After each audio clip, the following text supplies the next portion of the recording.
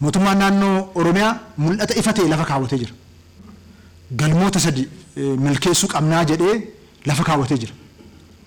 Tokkoffaa fi inni duraa uummanni Oromoo qabsoon uummata keenyaa sadarkaa adda addaatiin ciyaas ga'e kun uummata keenya dinagdeedhaan hangomsuu qabaa. Qabeenya qabnutti gargaaramnee uummanni keenya dinagdeedhaan akka hangomu taasisuun nurra jiraataa kallattiin jedhu ifatti kaa'amee jira. Kan lammataa uummanni keenya immoo dhaloota isaa qopheessuudhaan barnootaaf teknooloojiidhaan dorgomaa ta'uu qabaa. Uummata dhaloota barnootaaf teknooloojiidhaan dorgome qabaatee fedhii fi hawwiisaa sadarkaa barbaadutti milkeessaa deemu ta'uu irra jiraataa.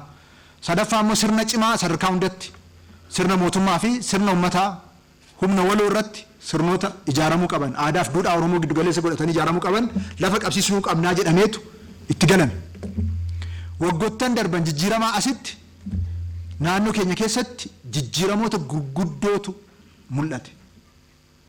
Bu'aa olaanaatu galmaa'e. Uummanni keenya seenaa gurguddaa hojjete.